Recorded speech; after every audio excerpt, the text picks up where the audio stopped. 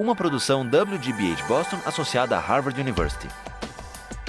Qual a coisa certa a fazer?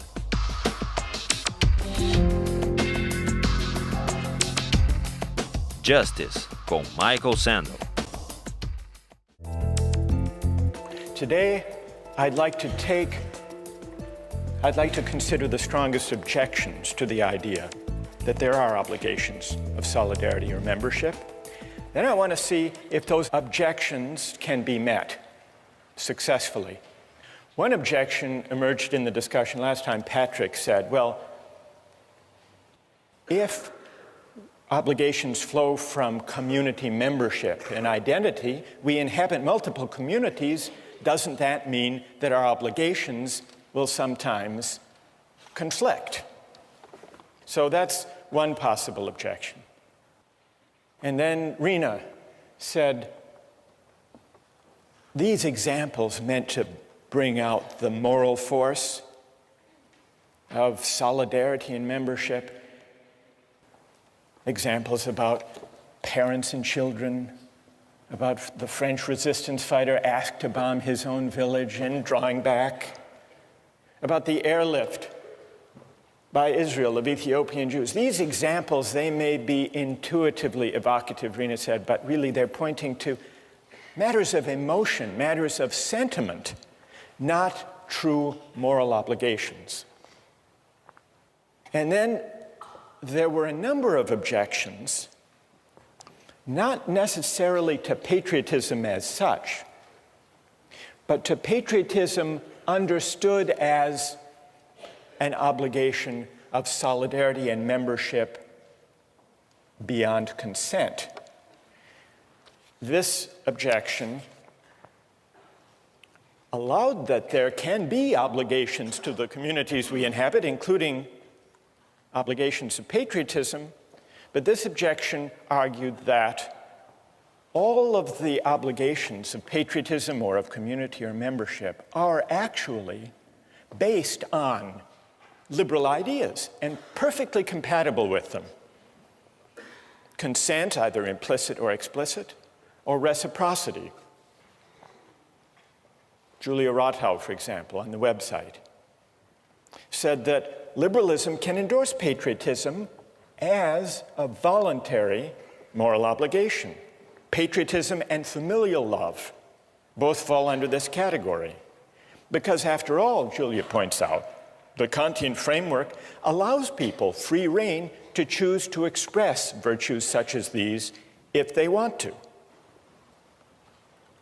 So you don't need the idea of a non-voluntary particular moral obligation to capture the moral force of community values. Where's Julia? Okay, so did I summarize that fairly? There is action. Julia actually is in line with what Rawls says about this very topic. You weren't aware of that. You came up with it on your own. That's pretty good. Rawls says, when he's discussing political obligation, he says it's one thing if someone runs for office or enlists in the military. They're making a voluntary choice. But Rawls says there is, I believe, no political obligation, strictly speaking, for citizens generally, because it's not clear what is the requisite binding action and who has performed it. So Rawls acknowledges that for ordinary citizens, there is no political obligation except insofar as some particular citizen willingly, through an act of consent, undertakes or chooses such an obligation. That's in line with Julia's point. It's related to another objection that people have raised, which is it's perfectly possible to recognize particular obligations to one's family or to one's country, provided honoring those obligations doesn't require you to violate any of the natural duties or requirements of universal respect for persons qua persons. So that's consistent with the idea that we can choose, if we want to express a loyalty to our country or to our people or to our family, provided we don't do any injustice within the framework, acknowledging the priority, that is, of the universal duties. The one objection that I didn't mention is the view of those who say that obligations of membership really are a kind of collective selfishness. Why should we honor them? Isn't it just a kind of prejudice? So what I'd like to do, perhaps if those of you who have agreed, who wrote and who have agreed to press these objections, perhaps if you could gather down all together, we'll form a team as we did once before, and we'll see if you can respond to those who want to defend patriotism conceived as a communal obligation. Now, there were a number of people who argued in defense of patriotism as the communitarian view conceives it. So let me go down now and join the critics of communitarianism, if there's a microphone that we could use somewhere. Okay, thanks, Kate. Who, as the critics of patriotism, communal patriotism, gather their forces here? Patrick, if you want to, you can join as well, or Rena. Others who have spoken or addressed this question are free to join in. But I would like to hear now from those of you who defend patriotism and defend it as a moral obligation that can't be translated back into purely consent-based terms, can't be translated into liberal terms. Where's A.J. Kumar? A.J., everybody seems to know you. All right, let's hear from A.J. You said, in the same way I feel I owe more to my family than to the general community, I owe more to my country than to humanity in general. Because my country holds a great stake in my identity, it is not prejudice for me to love my country, unless it is prejudice for me to love my parents more than somebody else's. So, AJ, what would you say to this group? Stand up. I think that there's some fundamental moral obligation that comes from a communitarian responsibility to people and groups that form your identity. I mean, even, like, I'll give the example that, there are a lot of things about our government right now that I'm not in favor of, but part of my identity is that America values a free society where we can object to certain things, and I think that's an expression of patriotism as well. And I go back to the parent example, or even at Harvard, I think, I owe more to my roommates because they make up my identity than I do to the Harvard community as a whole, and I think that applies to our country because there are certain things that growing up here, yes, we can't choose it, we can't choose our parents, things like that, but it makes up part of our identity. Okay, who would like to take that on? Ike? Yeah, about the obligation to others simply by virtue of being in being influenced by them. I'm a German citizen, and if I had been born 80 years earlier, then I would have been a citizen of Nazi Germany. And for some reason, I just don't think that I would have to feel obligated towards Germany because I had benefited from actions of Nazis. I mean, I guess my response to that would be you have hundreds of thousands of protesters in the United States right now who hold up signs that say peace is patriotic. And I'm sure there are people in this room who don't agree with that. I personally do. And I would say that they're strongly objecting to basically everything the Bush administration is doing right now, but they still consider themselves loving their country because they're furthering the cause of what they see as best for the country. And I tend to agree with that as a patriotic movement. Well, but how's that then? How do you still favor your country? How's that still patriotic? I mean, isn't that more a sentimental attachment? Where's the obligation there? Rena? Yeah, not to bring this back to John Locke, but I'd like to bring this back to John Locke. So, I mean, in his conception of when people join society, there's still some outlet. Like if you're not satisfied with your society, you do have a means of exit. Even though we had a lot of concerns about how you're born in and it's not very feasible, he still provides that option. If we want to say that your obligation to society is a moral one, that means that prior to knowing exactly what that society is going to be like or what your position is going to be in that society, that means that you have a binding obligation to a completely unknown body that could be, completely foreign to all of your personal beliefs or, what you would hold to be Do you correct. think that that kind of communal obligation or patriotism means writing the community a blank moral check? Basically, yeah. Like, I think that we can, I think it's reasonable to say that as you grow and as you develop within that community, that you acquire some type of obligation based on reciprocity. But to say that you have a moral obligation, I think, requires a stronger justification. Good. Who else? Anyone else like to address that?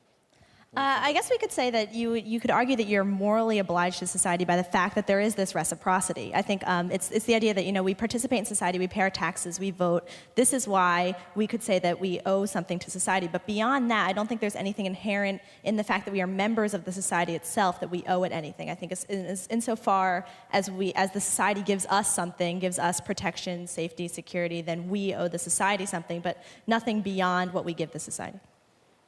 Who wants to take that on? Rahul?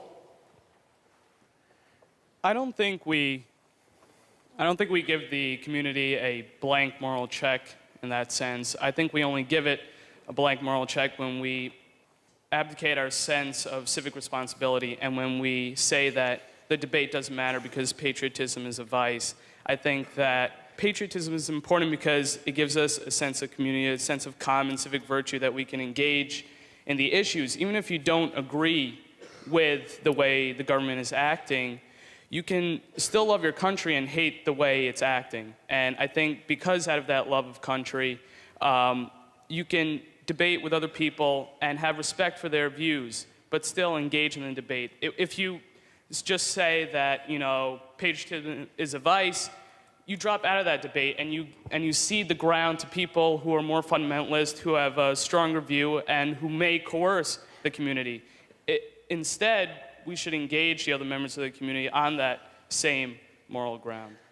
Well, now what we hear from AJ and Rahul is a very pluralistic, argumentative, critically minded patriotism, whereas what we hear from Ike and the critics of patriotism here is the worry that to take patriotic obligation in a communal way, seriously, involves a kind of loyalty that doesn't let us just pick and choose among the beliefs or actions or practices of our country. What's left of loyalty if all we're talking about, AJ and Rahul, if all we're talking about is loyalty to principles of justice that may happen to be embodied in our community or not, as the case may be, and if not, then we can reject its course. I don't know, I've sort of given a reply. I got carried away, I'm sorry. Who would like? Go ahead, Julia.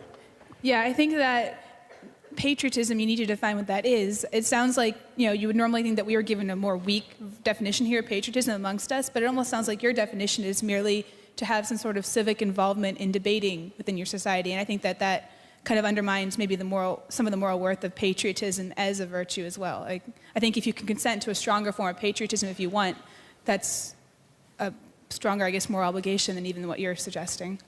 What we really need to sharpen the issue is an example from the defenders of communitarianism of a case where loyalty can actually compete with and possibly outweigh universal principles of justice.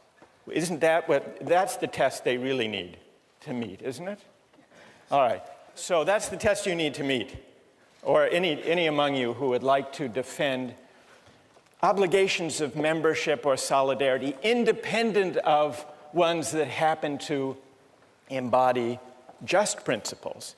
Who has an example of a kind of loyalty that can and should compete with universal moral claims, respect for persons? Go ahead. Yeah, if I were working on an EC problem set, for example, and I saw that my roommate was cheating, that might be a bad thing for him to do, but I wouldn't turn him in. You would not turn him in? I wouldn't turn him in, and I think that I would argue that's the right thing to do because of my obligation to him. It may be wrong, but that's what I would do, and I think that's what most people would do as well. All right, Now, there's a fair test. He's not slipping out by saying he's invoking in the name of community some universal principles of justice. What's your name? Stay there. What's your name? It's Dan. Dan? So what do people think about Dan's case? That's a harder case for the ethic of loyalty, isn't it? But a truer test?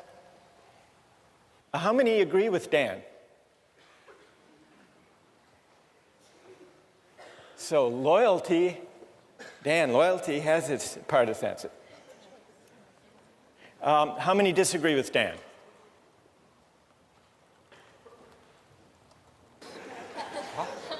Peggy. Oh, well, I agree with Dan, but I agree that it's a choice that we make, but it's not necessarily right or wrong. I mean, I'm agreeing that I'm going to make the wrong choice because I'm going to choose my roommate, but I also recognize that that choice isn't morally right.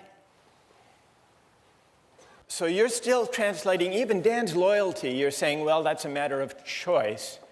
But what's the right thing to do? Most people put up their hands saying, Dan would be right to stand by his roommate and not turn him in.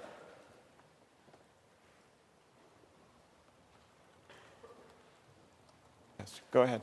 Also, I think as a roommate, you have insider information, and that might not be something you want to use. That might be something unfair to hold against. You know, you're spending that much time with a roommate. Obviously, you're going to learn things about him, and I don't think it's fair to reveal that to a greater community. But it's loyalty, Wojtek. You agree with Dan that yes, loyalty is the ethic at stake here. Absolutely. You don't have a duty to tell the truth, to report someone who cheated? Not if you've been advantaged into getting that kind of information. Before our critics of patriotism leave, I want to give you another version, a more public example of what I guess we should call it Dan's dilemma. Dan's dilemma of loyalty. And I want to get the reaction of people to this. This came up a few years ago in Massachusetts. Does anyone know who this man is? Billy Bulger, that's right. Who is Billy Bulger? He was president of the Massachusetts State Senate for many years, one of the most powerful politicians in Massachusetts. And then he became president of the University of Massachusetts. Now, Billy Bulger, did you hear the story about him that bears on Dan's dilemma? Billy Bulger has a brother named Whitey Bulger. And this is Whitey Bulger. His brother Whitey is on the FBI's most wanted list, alleged to be a notorious gang leader in Boston, responsible for many murders, and now a fugitive from justice. But when the U.S. attorney, they called Billy Bulger, then the president of the University of Massachusetts, before the grand jury and wanted information on the whereabouts of his brother, this fugitive, and he refused to give it. The U.S. attorney said, just to be clear, Mr. Bulger, you feel more loyalty to your brother than to the people of the Commonwealth of Massachusetts? And here's what Billy Bulger said. I never thought of it that way, but I do have a loyalty to my brother. I care about him. I hope that I'm never helpful to anyone against him.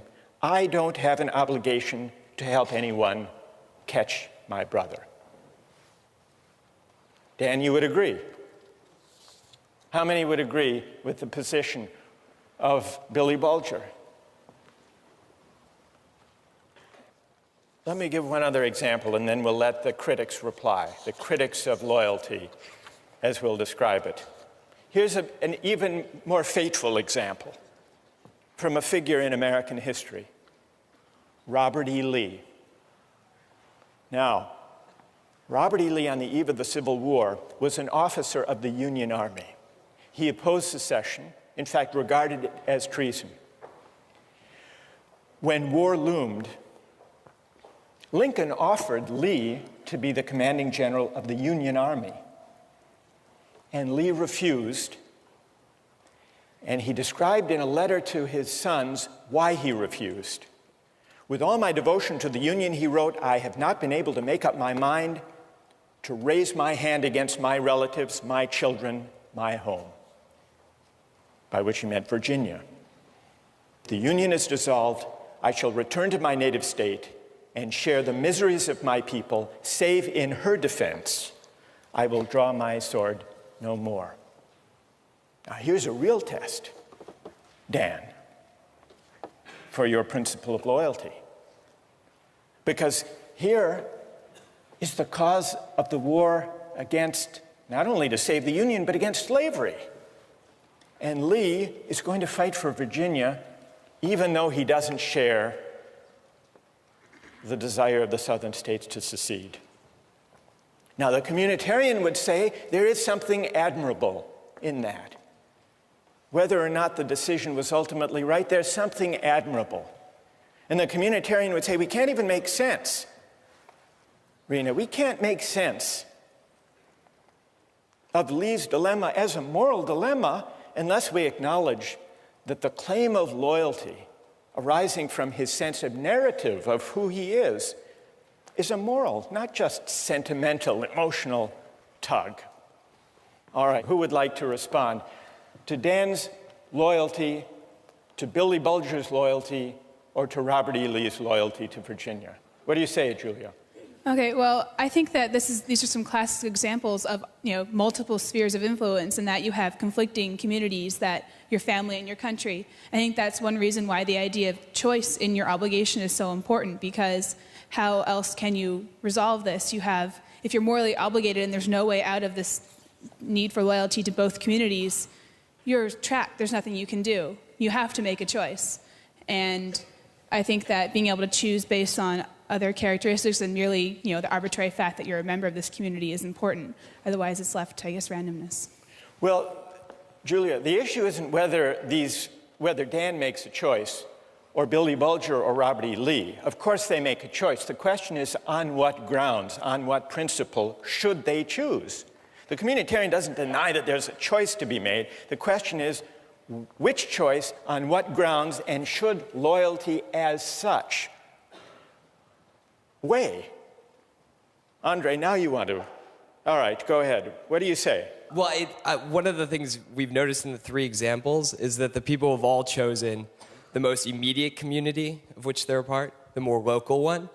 And I think there's something to be said for that. It's not just random. There doesn't seem to be a conflict because they know which one is more important. And it's their family over the Ec 10 class, their state over their country, and their family over the Commonwealth of Massachusetts. So I think that's the answer to which is more important. You think that the local, the more particular is always the weightier morally, Andre? Well, there seems to be a trend in the three cases. I would agree with that, I think. And I think most of us would agree that your family takes precedence over the United States, perhaps. Which is why you go with Dan. Dan, yes. Loyalty to the roommate over Ec 10 and the truth. Yeah, exactly. I would, because, truth-telling, not the truth of Ec 10. Yes. All right, so we understand. Yes. But on the same example, in terms of family, you had cases in the Civil War where brother was pitted against brother on both sides of the war, where they chose country instead of family. So I think the exact same war shows that different people have different means of making these choices, and that there is no one set of values or one set of morality that communitarians can stick to. And personally, I think that's the biggest problem with communitarians, that we don't have one set of standard moral obligations. And tell me your name.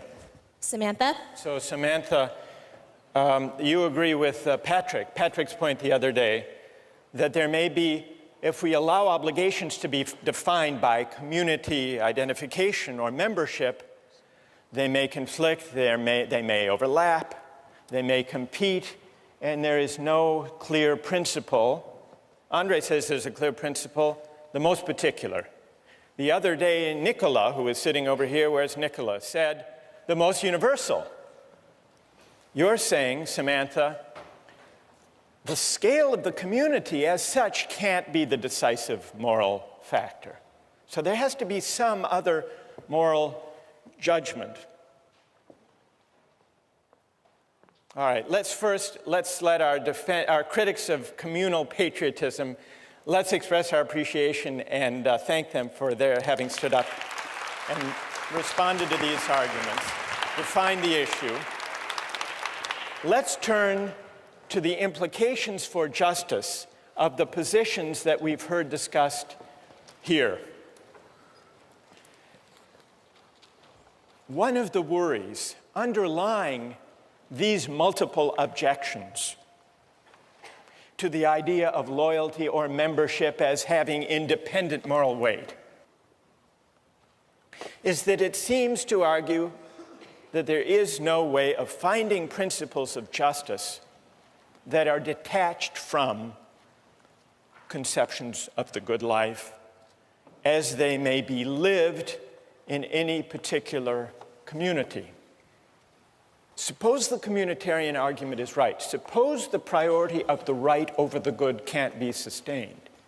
Suppose instead that justice and rights unavoidably are bound up with conceptions of the good. Does that mean that justice is simply a creature of convention, of the values that happen to prevail in any given community at any given time? One of the writings we have among the communitarian critics is by Michael Walzer.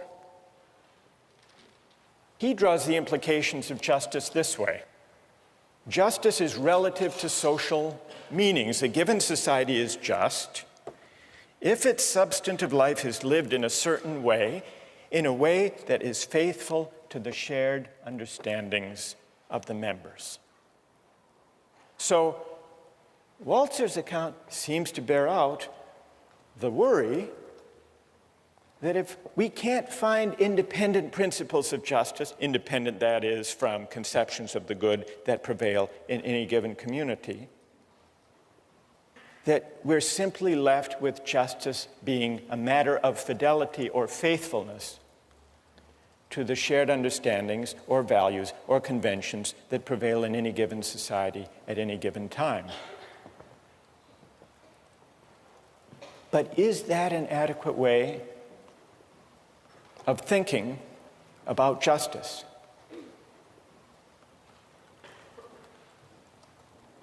Well, let's take a look at a short clip from the documentary Eyes on the Prize. It goes back in the 1950s in the South. Here are some situated American Southerners who believe in the tradition, in the shared understandings of segregation. Listen to the arguments they make about loyalty and tradition, and see if they don't make you uneasy about tying arguments about justice to the shared understandings or traditions that prevail in any given society at the moment. Let's run the clip. This land is composed of two different cultures, a white culture and a colored culture, and I've lived close to them all my life.